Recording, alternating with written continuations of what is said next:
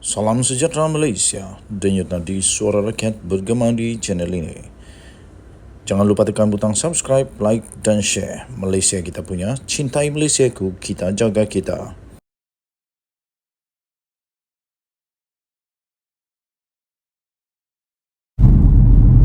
Salam sejahtera Malaysia, denyut nadi suara rakyat bergema di channel ini.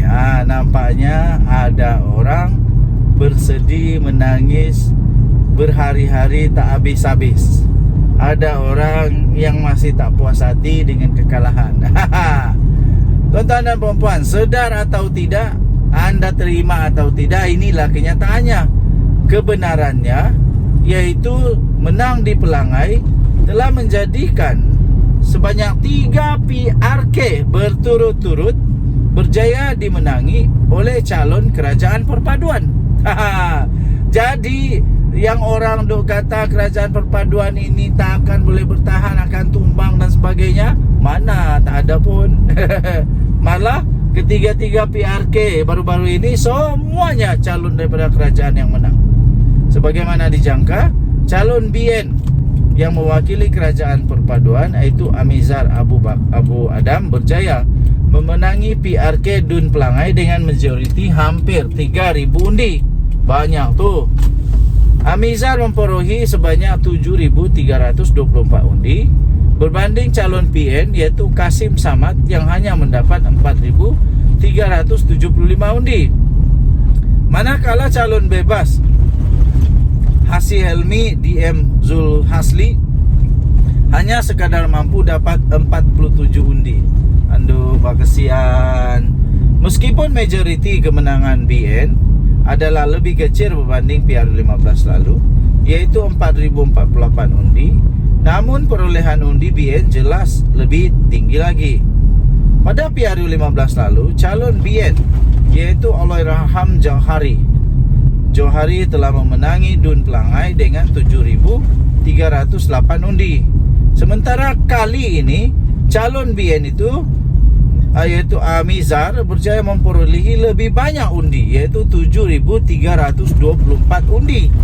Maknanya penyokong kepada calon ini bertambah banyak. Penyokong kepada BN, Pakatan Harapan PH dan BN bertambah ramai, bukan berkurang tau.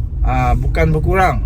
Pun begitu, walaupun PN tewas, jumlah undi Johari jumlah undi mereka adalah meningkat sebanyak 1,115 undi berbanding PRU 15 yang lalu. Pada PRU 15 lalu, Kasim telah memperolehi 3,260 undi, tetapi kali ini undinya meningkatlah 4,375 undi.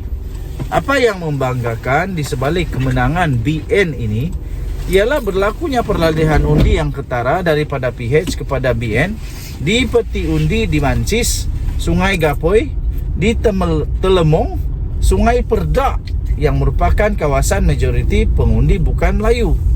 Ini secara langsung memberi satu gambaran yang jelas bahawa meskipun berlaku peralihan pengundi Melayu kepada PN di kawasan Felda, namun pengundi bukan Melayu jelas menerima dengan baik pembentukan kerajaan perpaduan dan tiada masalah bagi mereka untuk memberi sokongan kepada calon BN. Dalam hal ini, DAP khususnya terbukti telah berperanan dengan baik sekali. Dengan kemenangan BN di Pelangai ini, bermakna ketiga-tiga PRK yang diadakan setakat ini telah berjaya dimenangi semuanya oleh calon yang diwakili oleh kerajaan perpaduan.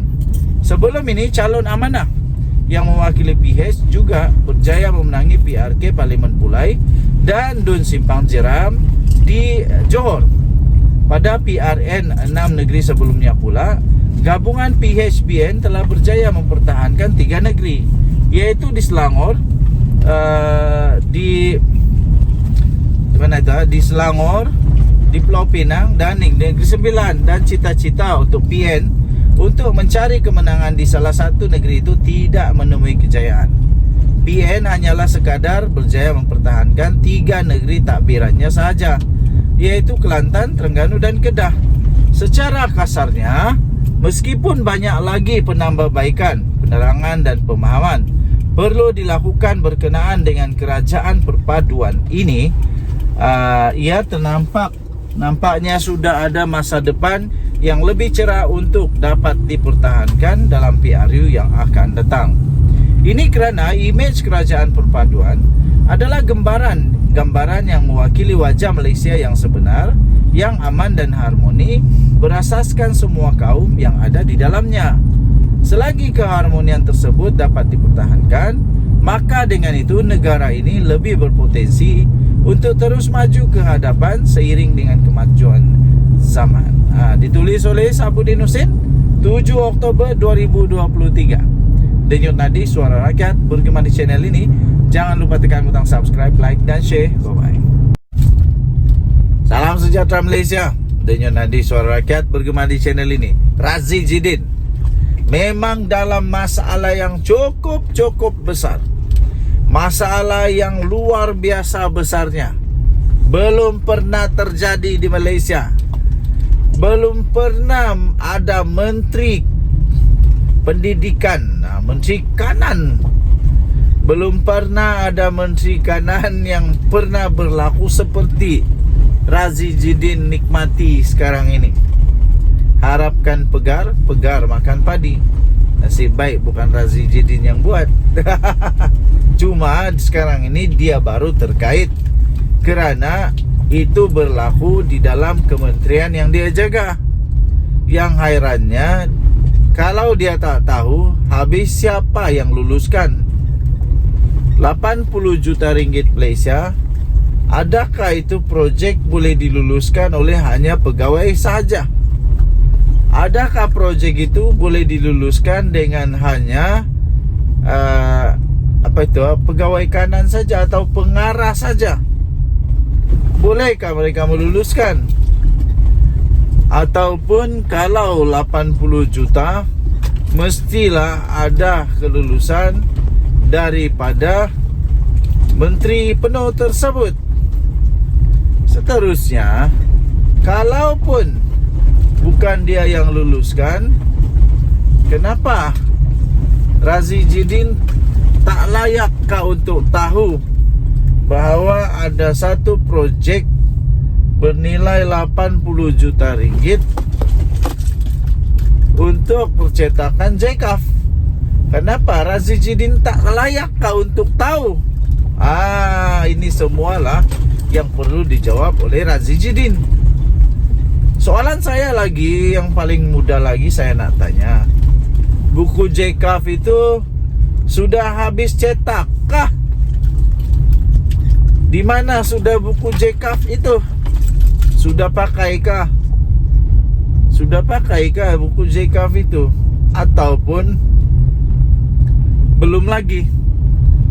Dah berapa tahun buku itu mulai dicetak?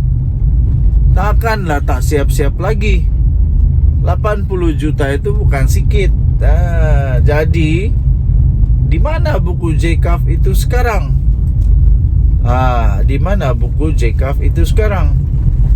Dan lagi ramai orang duk hentam kata isteri Razi Jidin proksi kepada seorang keturunan diraja.